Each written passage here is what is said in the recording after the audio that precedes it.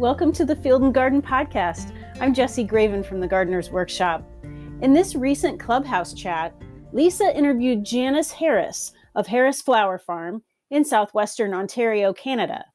They discussed what it's like growing flowers at her farm in hardiness zone 5B/6A and how it's different from Lisa's farm in zone 7B/8A in Virginia.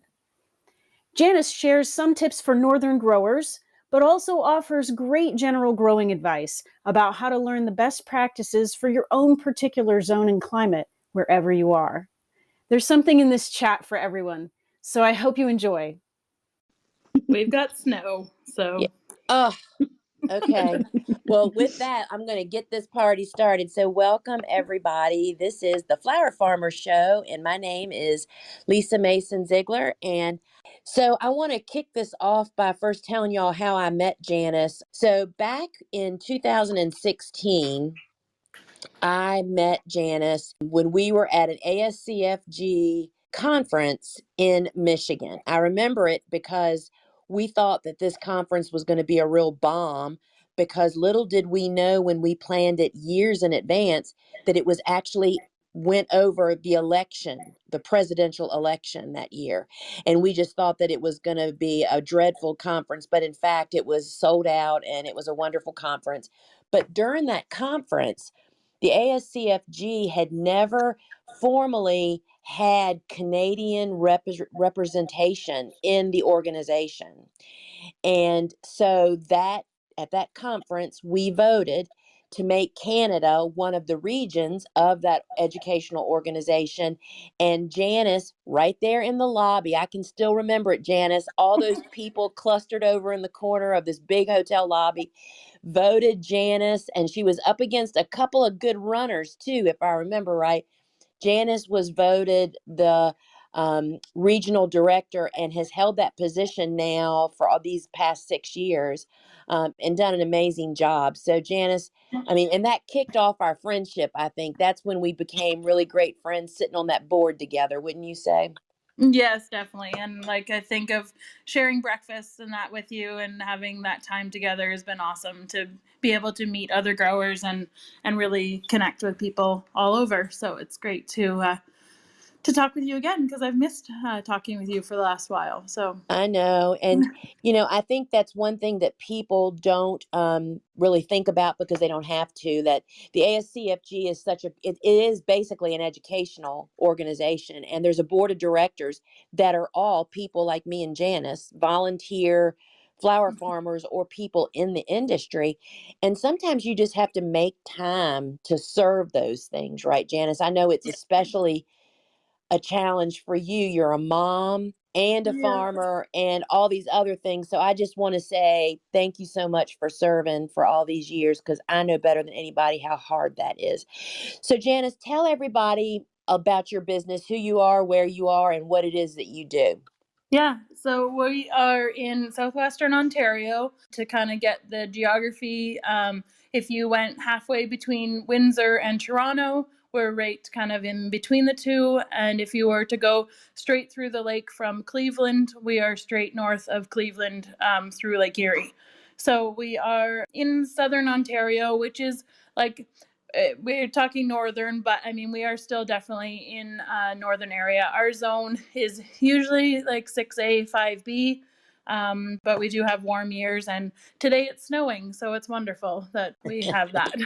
And like with our business, my husband and I have the business. My husband does work off the farm, so I'm full-time on the farm, and I do have this year we will have a total of 7 employees, between part-time and full-time. But my husband, when he's home from work, he helps in the evenings and that. My parents have had vegetables and organic vegetables forever, and they are kind of semi-retiring from that. And Mom is really active in a lot of my seed starting and all of the greenhouse kind of early seeding.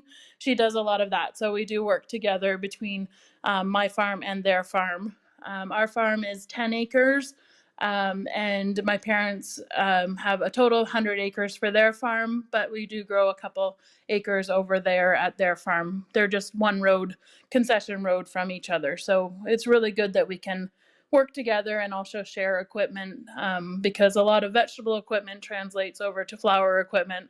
So that really works well together. So that's a bit about our farm. In the field, we grow right in the field, and then we also have a total of 5 high tunnels, unheated high tunnels. And last year we built it's a 30 by 96 heated greenhouse. So this is our first year with winter growing, which was definitely a learning curve and figuring out that. But it's been awesome growing as well in the heated space. So your parents were farmers when you grew up. I mean, that was their Yep. livelihood, right? Yeah, the two of them were full-time vegetable farmers.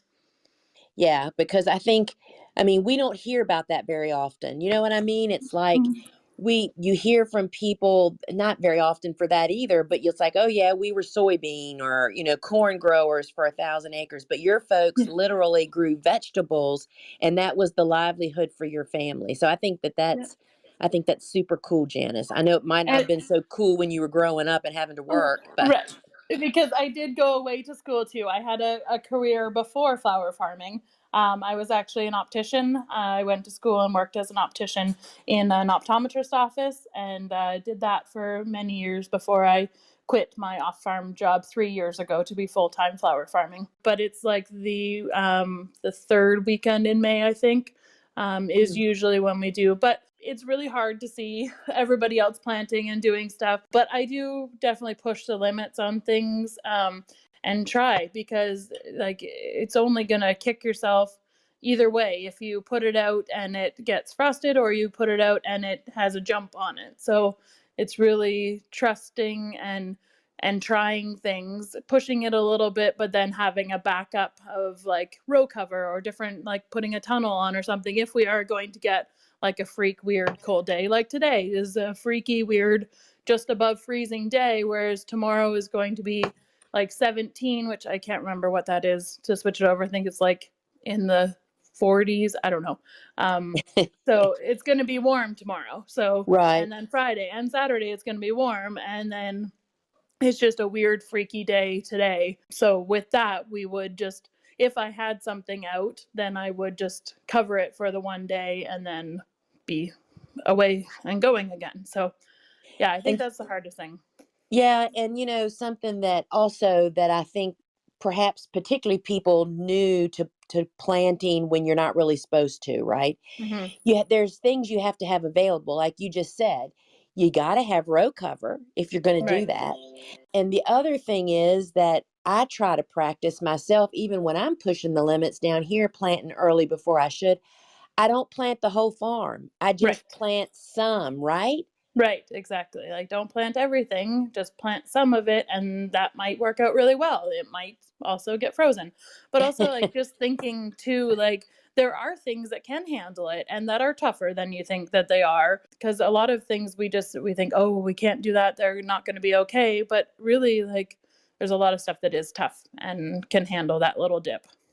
Right. And to strategically, I understand when people aren't in the know yet and they're just experimenting, but as you get wiser, it Mm-hmm. basically wiser to me is just that means you've made a lot of mistakes and tried to Yeah, figure it out, right?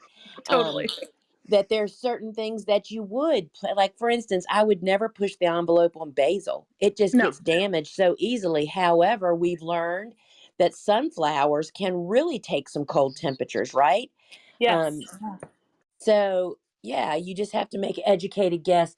So if I had to ask you, like, what would you say the big difference is between growing in a colder climate than it is? I guess, I mean, you might not know about growing in the South. It's just, what are the challenges that you feel like you face perhaps where it's just colder longer? You have to delay planting. Yeah. Um, I would say probably any challenges that would be in the South. Like you guys have the different challenge of not being able to have it cold enough that your tulips chill long enough. And Right. like I don't have to worry about that. And like so there's things everywhere that is just challenge. Like even people in warmer than you who can't grow peonies because it doesn't get cold enough. So I think just like everybody has their challenges in different spots and we just can't be out on the ground as soon and to have that kind of downtime too. Isn't that the truth? Folks, I hear people sometimes talking about wanting to push the envelope. And I mean, I totally get wanting to start early to have sales to hit the spring market, the highest Mhm. demand of the year. But I'm right there with you. I do not want to be cutting flowers in December and January and February. Right. Right. I And mean, even with our new greenhouse, where I don't want to have flowers blooming at that time. Like if I can get flowers blooming by the 1st of March, that's great, but I don't want to be picking flowers in January. exactly, exactly. And so, you know what, I want to point out something that you just mentioned. It's like each one of every person's area of where they farm or garden has benefits and challenges.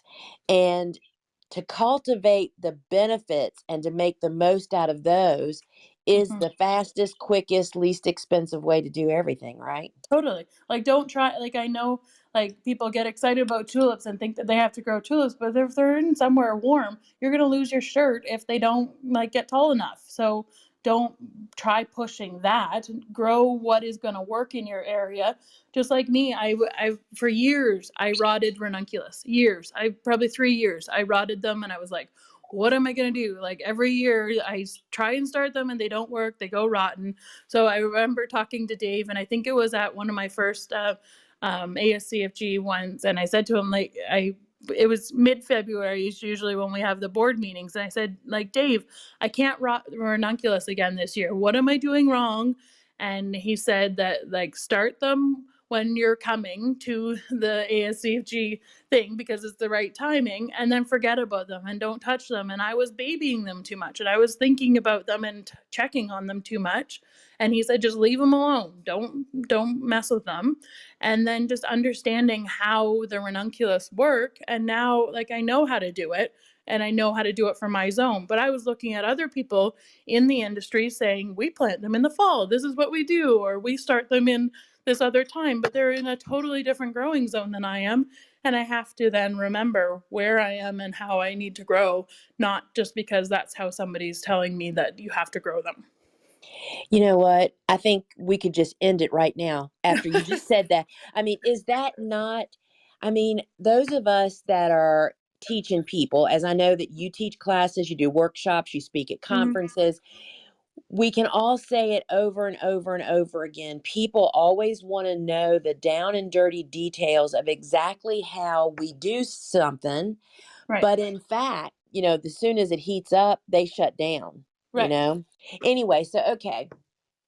So, what are some of the tips that you might have for someone that is growing in the colder climates? Just some general tips, things like I bet you probably might want to plant a little bit bigger transplant than what I plant down here because I have such a long warm season growing. Mm-hmm. Yeah, like biggest thing is have plan for the normal. So plan like what it is normally going to be for the temperature, but expect the exception. So expect that you might have a late frost in June and have to have row cover to cover the peonies, or have an early frost in September and have to have something be out there at 9 o'clock at night putting like humongous tarps of row cover covering the dahlias so that they don't freeze in September. So just planning for what it is normally in the area, but then have those exceptions. But also to remember, and like I'm lucky because I come from a farming family, and like vegetables do translate a little bit, but even going back to my great grandma, which I wish she was still around because she was such a cool lady, and I was young. I think I was about 10 or 11 when she passed, so I don't remember a lot of her as I was older, but I hear stories, and she would always say that when you can go out and plant in the garden, when you can go out, pull your pants down and sit in the ground and it's not too cold on your bum. That's when you can go and put out warm season I annuals. will never forget that. I'm just glad I haven't done that. I live on a really busy road, so it probably would not be a good idea. But that's what she always said, is that that's when you would do it. And there's also like I've seen different pictures saying that, like, taking the cues from nature, like when the lilacs bloom, you plant this. When the daffodils are blooming, you plant this. So just going by nature, and it's not going to change drastically, but like you'll see different times, like if the the peonies are blooming. They're probably going to bloom in our area like mid-June, like early to mid-June. But knowing that when the peonies are blooming, then it's warm enough to be able to do this. And so just looking at history, talking to people, join like your local horticultural society. Those people, like, I think I like single-handedly bring down the average age of our horticulture society, but they know so much, and they want to tell you everything, and they want to talk about their gardens. They want to tell you all the things that they know. So there's a meeting tonight that I'm hoping I'm going to be able to get away to go to, but just like hearing from them and hearing their stories and knowing what they've gone through, because flowers and plants have been around before social media. They were there and they're growing before we had to look up on I love listening to you, but what does Lisa say we have to do for this? Well, zinnias have been growing, or this has been growing for so long. What do we need to know, and how they grow and what's going to happen? So yeah, I mean, plants want to grow, so we have to just like do what they want so that they'll grow. It's true. It is so true. And I totally agree with you. I mean, going to those types of meetings, you're not going to, first off, if you talk too much when you're there, they'll have you up there talking. Yeah, You they know, have. I yes. do. But that's a lot of the times where you can get some of those nuggets of information. Some of these, and I am one of these little old ladies now. It's Yeah. like they'll say, "Oh no, honey, that's not how you do it. This is what Yeah. I've done for the past 50 years." So that is really great advice. So Janice, tell us how you sell what you do, how you sell your flowers. I think people would be really interested in knowing that. Sure. Well, we sell a lot of flowers, and we sell them a lot of places. So hopefully I don't miss anywhere on the list. But we started out at our local farmers market. It was the mom and dad were going with vegetables, and the first year I started, mom suggested I grow gladiolus. So I planted those, and that's what we started out with, was gladiolus. So we sold them at the farmers market. We still go to that farmers market. So I think it's our 13th year there. And then we do another farmers market that my husband goes to. So we do 2 Saturday morning farmers markets. Since COVID, we opened up a flower cart and our flower stand on Saturday mornings at our farm as well. So we have 3 places we're selling on Saturday mornings. Then through the week, again, thank you to COVID, we have totally opened up our website so that it is basically like a flower shop. We are getting orders all the time, and I have a full-time delivery girl that does all the deliveries. So even today, like in Canada, it's Administrative Professional Day. So we had one office ordered 26 mason jar arrangements to go to all their staff. So we do through our website, and we have orders from people all over the world that are ordering to send to family in this area. So that's really cool.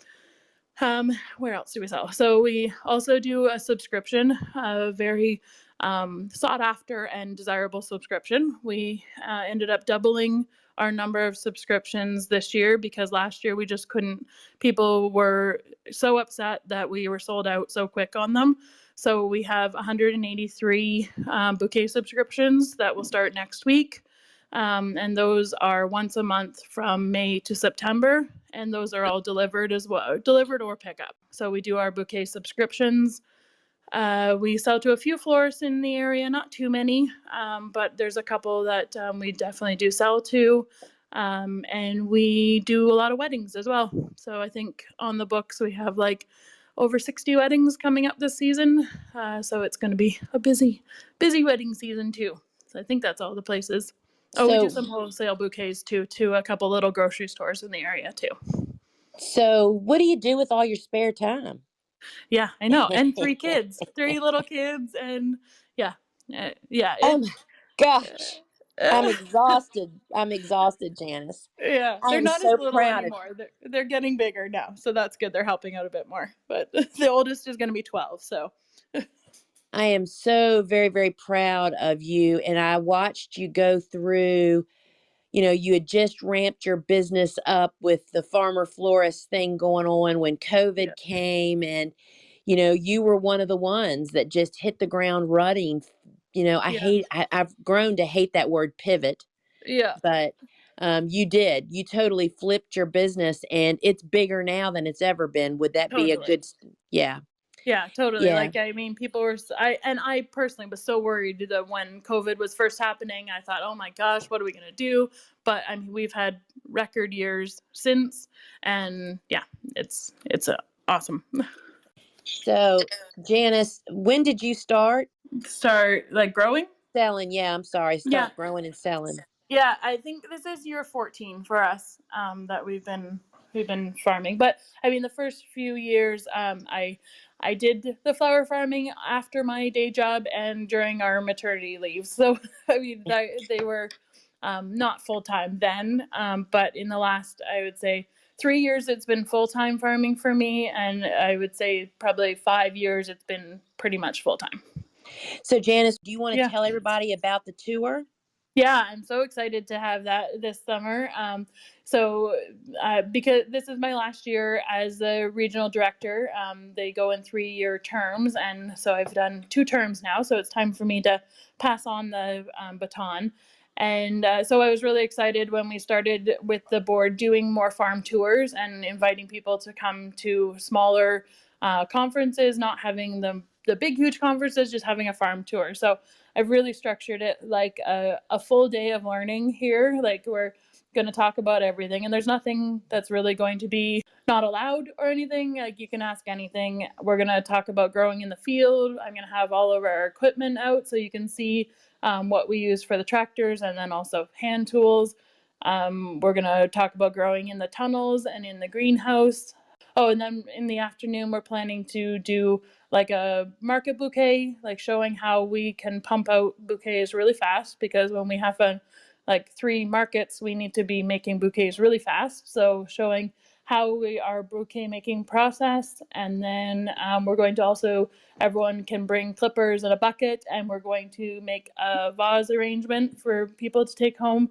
I think people always get afraid of like, oh, I don't know how to arrange it, or I don't know how to do that. But really, it's just practice, just trying it and seeing how to do it and arranging it. So it's going to be, lots of fun.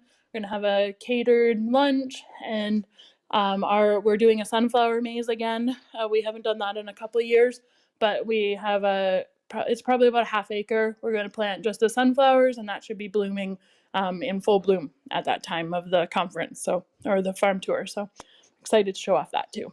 All right. Wanda came up. Hi, Wanda. Hi there. Hi. How are you? We can hear you loud and clear. Did you have a question or a comment? I have a question for Janis. Yes, so for everybody out there, I'm in Alaska, and we're zone 3. And my question, Janis, is that, if I want flowers in June, I have to start like Rudbeckia in February. Mm-hmm. And, some of the longer growing ones.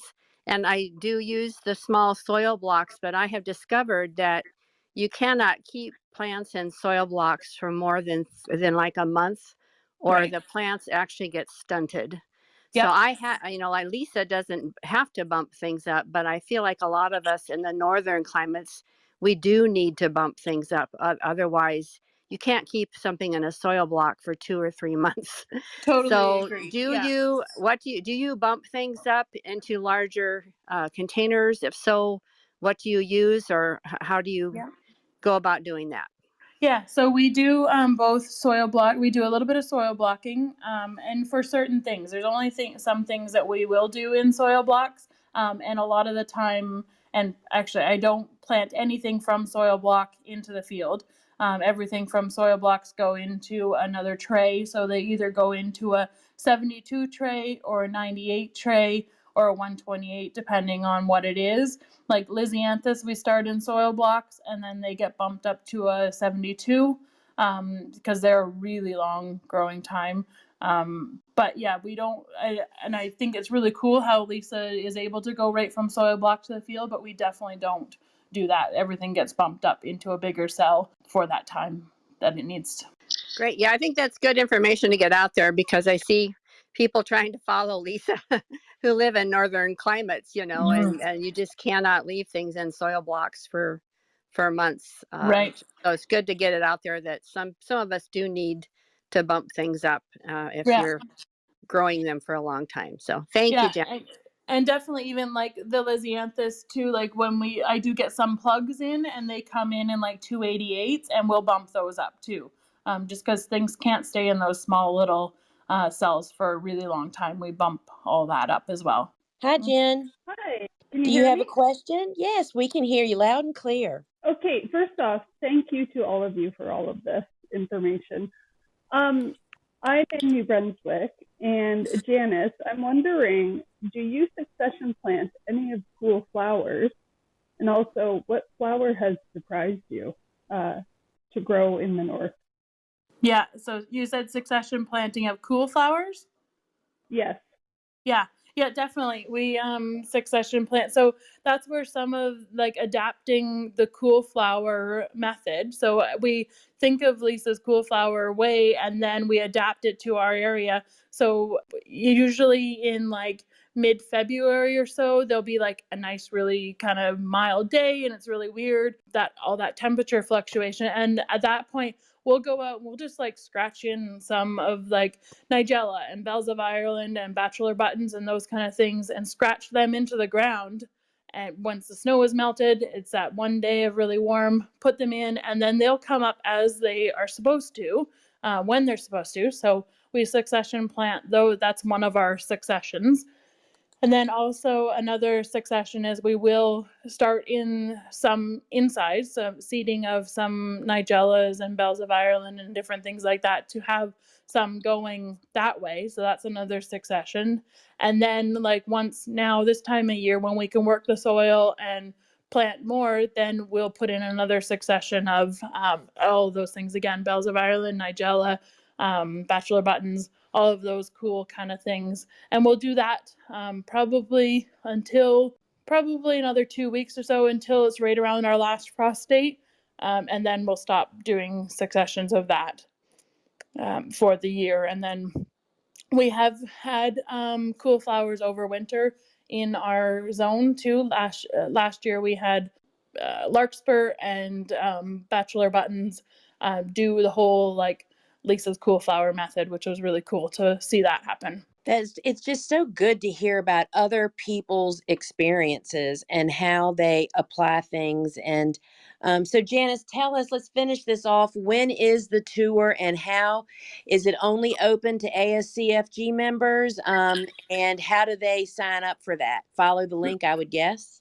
Yeah, so it is only ASCFG members. We just made a decision to do it that way. So you do have to be an ASCFG member to come to the tour. The date is August the 15th, which we should be totally in bloom. And like, I think that's kind of what I was excited to show people, like a flower farm that is like thriving and working. And I mean, knock on wood here, hopefully we don't have any kind of total like crop failure this year, but just seeing what a busy flower farm is and what it's like, because I think so many people are always in awe of, oh, you have 5 acres of growing, what does that look like? And it's really like it's just a working farm, and it is attainable. But anyways, it's just showing how a working farm can do, and a flower farm can be the main income for your family and other families, because I have 7 people that I employ. Yeah, I think that that's a really good point. And I just want to say to you, you know what, even if you have a total disaster of something, then people get to see firsthand how you react and handle that. You know what I mean? It's Yeah. like any situation will make it Yeah. a really great tour. And so thank you so much, Janis, for coming and kind of telling us how it kind of goes for the northern folk. It's been such a pleasure to hear your voice and to talk to you again. Yes, so good to talk to you, and hopefully we can see each other again soon, hopefully. I hope Somehow. so too. Jesse, do you have anything else? I think so. I wanted to just mention to everybody that we do have a private Facebook group called the Flower Farmer Show, which is named after this weekly chat that we do. It is for folks that are flower farmers or are, working towards becoming one. If you go over there, we oftentimes continue conversations that we start over here, over on that Facebook group. So if you think of some other questions or, about northern growing, I invite you to go over there. And it's a nice, large size group, but it's very active. So Thank you, Janis, so much for being here with us today. Thank you, Lisa, as always. And I appreciate everyone that was here to listen as well. Yeah. Thanks, everybody. And Jesse, thank you for being our admin here. Okay, welcome back. If you'd like to listen to the full original chat over on Clubhouse, I'll put a link to Lisa's club in the show notes, along with Harris Farms contact info and some other links that were mentioned in the chat. And if you like what you're hearing here on the Field and Garden podcast, we'd love it if you'd tell a friend about us and leave a review for us wherever you get your podcasts. Thank you so much for joining me. I'm Jessie Graven from the Gardener's Workshop, and I hope you have a great day.